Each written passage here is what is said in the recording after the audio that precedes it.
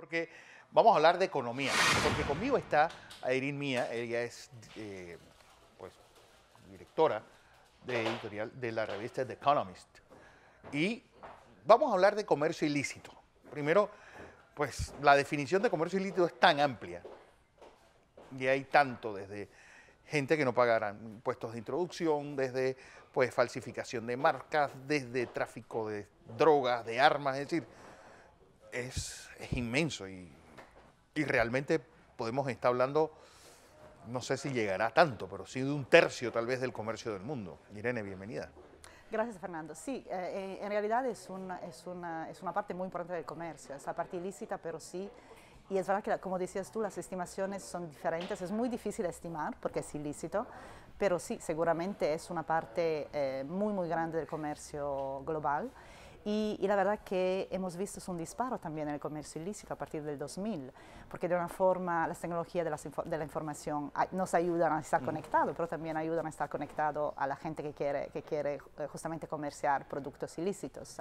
También con la entrada de China en la Organización Mundial del Comercio, eso también ha llevado a un disparo del comercio ilícito, porque claro, con China parte del sistema de comercio. China es una parte del comercio, es una parte grande del comercio global lícito, pero también ilícito. También ilícito. Y también lo que hemos visto es el 2001, que es el año en el que China entró en la Organización del Comercio, también el año en el que vimos los ataques en Nueva York, terroristas, y ahí también cambió mucho, porque antes de eso esas organizaciones terroristas se financiaban por donaciones de particulares o por donaciones de estados patrocinadores, y después de eso ya cambió, ya los controles se han hecho mucho más fuertes. Entonces también esas organizaciones internacionales terroristas se han puesto han entrado en el comercio ilícito, directamente creando nuevas cadenas de suministro o controlando territorios y imponiéndose impuestos en el comercio ilícito. Porque empezábamos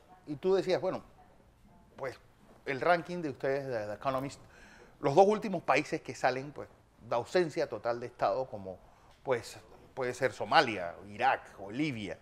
Pero el comercio ilícito uno lo ve también en estados desarrollados. No creo que haya una gran capital donde uno no encuentre pues gente vendiéndote alegremente bolsos de imitación que se nota que son pues, Claro, a plena luz del día y a plena calle. Claro. Y la verdad es que porque hay tantos tipos distintos de comercio ilícito, ¿no? Entonces, como decías tú, hay comercio ilícito y somos nosotros también, ¿no? Que preferimos comprar un bolso Claro. falso que gastamos mucha plata. Y también es verdad que muchos bolsos falsos ahora son muy buenos, la calidad es buena, no es una cuestión de calidad. Y en ese sentido, a lo mejor no es tan peligroso para la salud como puede ser un fármaco,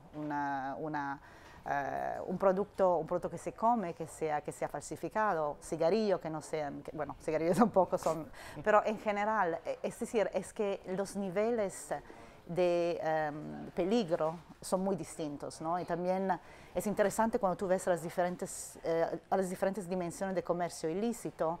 Hay, por ejemplo, enfoque en algunos tipos de productos, por ejemplo, todo lo que tiene que ver con la vida silvestre, no hay mucho enfoque porque al final a la gente le da bastante igual. Entonces, es como que hay muchas oportunidades de negocio en diferentes aspectos de la economía negra, de la economía ilícita. Pero sin lugar a dudas, después de la caída del muro de Berlín, es decir, la implosión de la Unión Soviética, pues ese nuevo modelo económico que salió un modelo económico dual, es decir, sociedades muy avanzadas, con precios exorbitantes, carteras y una sociedad que trata de consumir cosas, pues Claro. viendo estos estereotipos, y es lo que le da margen al comercio ilícito, que eso se ve sobre todo en todo lo que tiene que ver con celulares y con el lujo. con Sí. todo lo que es el lujo. Sí, sí, y la verdad yo creo que justamente lanzamos ese índice hoy que mira todos los diferentes aspectos en un país, un poco al entorno institucional para poder limitar o prohibir comercio ilícito. Entonces lo que hemos visto es que hay muchos indicadores, es decir, hay muchas cosas que tienen influencia en el comercio ilícito. pero sí, la cosa más importante yo diría es realmente tener instituciones fuertes, ¿no? Porque cuando hay instituciones fuertes, cuando no hay corrupción, y corrupción está correlacionada directamente con el comercio ilícito. Y como tú decías, justamente países como Libia o como Irak, que están al fondo de nuestro ranking, son países donde no hay instituciones, donde no hay Estado. Entonces yo siempre digo, si no hay Estado, nosotros todos necesitamos instituciones. Entonces, si no hay instituciones legales, entonces ya se crea espacio para instituciones ilegales. Y eso es lo que pasa. Lo que llama la atención de este ranking que van a presentar es las comparaciones con las zonas libres en el mundo. Singapur, pues China, Colombia y la zona libre de Colón. Es decir, en un mundo de libre comercio vale la pena la existencia de estos emporios comerciales como tipo zona libre de comercio. Es decir, son algo muy interesante, porque la verdad que en algunos casos son muy positivas, ¿no? Porque la idea de la zona del libre comercio es realmente de fomentar el comercio y el crecimiento, y la verdad que lo hacen. Es decir, muchos países, si tú miras, justamente mencionabas China, la zona de Shenzhen, realmente impuso mucho el crecimiento. Ahora bien, sí, yo creo que es importante encontrar ese balance correcto, que no es fácil, entre monitoreo y facilitación, porque claro, cuando uno facilita el comercio, lo que se hace es que hay menos reglamentaciones, no hay impuestos, y eso, sobre todo cuando las instituciones no son fuertes, cuando no hay autoridades que puedan realmente entrar en la zona de libre comercio y inspeccionar los bienes, esto lleva también a comercio ilícito, porque claro, no hay control, hay menos control que en otras partes del territorio nacional. Entonces, yo creo que el desafío es realmente de guardar esa zona de libre comercio como fomento para el crecimiento y para el comercio ilícito, pero intentar limitar esos aspectos negativos, ¿no? Porque de todas formas, cuando uno crea una zona de libre comercio, tú creas un paraíso no monitoreado en el territorio nacional. Entonces, hay debilidades, pero digo, hay riesgos. Por ejemplo, la zona libre de Colón, en su momento fue, claro, pues tenés que ver toda esa política económica pues posterior a la Segunda Guerra Mundial, vino Previch y todo lo que era pues la concepción que había de que todos los países podían producir todo lo que consumían. Claro. Obviamente con esos aranceles altos servían estas zonas de libre comercio que eran casi depósitos donde salía la mercancía de los distintos países. Pues viene este desarme arancelario, pues todo el mundo reduce sus aranceles y el comercio ya se hace casi electrónico, es decir, y al facilitarse pues la comunicación entre producción y consumidor, pues se elimina un montón de intermediarios y ya no es tan fácil tener inventarios tan grandes y es lo que hacia dónde ustedes ven el futuro de este libre comercio en esta época de comercio electrónico. A lo mejor vamos a necesitar otra vez zona de libre comercio con bueno, si sigue Trump como explota una guerra comercial como sí, tienes razón, es verdad, a lo mejor es algo que habría que revisitar un poco, ¿no? Porque es verdad que cambió mucho, cambiaron las condiciones. Ahora bien, están cambiando otra vez, ¿no? Parece, de lo que vemos en Estados Unidos y con el nuevo presidente de Estados Unidos. Pero sí, y la verdad que hay intento de cambiar, por ejemplo, justamente mencionabas, miramos a 5 zonas de libre comercio en uno de los informes, parte de la investigación. Entonces, por ejemplo, la zona de Coruscant en Belice, ahí ya se está trabajando con el BID para pensar cómo vamos a cambiar, cómo vamos a hacer la nueva zona libre de comercio 2.0, ¿no? Entonces, es interesante, es algo que yo creo que todavía hay, sobre todo en algunos países desarrollados, cuando realmente es parte de una estrategia más general de política económica. Pero sí hay que tomar en cuenta de que hay muchas vulnerabilidades que vienen con la zona de libre comercio y sobre todo en países como Panamá, donde hay, por ejemplo, también el hecho de ser un centro, un hub, ¿no? Entonces es un centro de comercio lícito, es también un centro de transacciones internacionales, transacciones financieras, entonces ahí también hay elementos de vulnerabilidad, porque claro, sí, es igual. Pero yo creo que de todas las 5 que muestran ustedes, a mí las comparaciones siempre son odiosas, Claro. dice en español. Pero Singapur versus Panamá, países con características muy similares, pero con Singapur tal vez ya entrando en la siguiente etapa. Sabes, De las zonas es libres. interesante porque también la zona de, bueno, Singapur tiene nueve zonas de, bueno, es una zona de O sea, libre él es una comercio, es zona- una zona de libre comercio.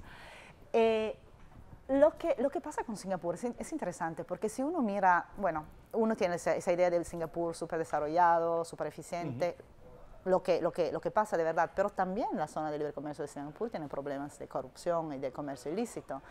Y la verdad es que ha habido casos ahí de casos de corrupción en las zonas de Singapur, y también lo que se ve ahí, en general se ve en muchos países que tienen zona de libre comercio, es como que no, el gobierno, bueno, también porque los gobiernos tienen muchas prioridades, pero es como que están menos preocupados de los bienes en esas zonas de libre comercio, porque son bienes que no entran al país, son bienes que transitan, Sí, ¿no? transitan, Que transbordan. no Entonces, tienen nada que ver con el país. de una forma se dice, bueno, a lo mejor no es mi problema, es problema de otros países.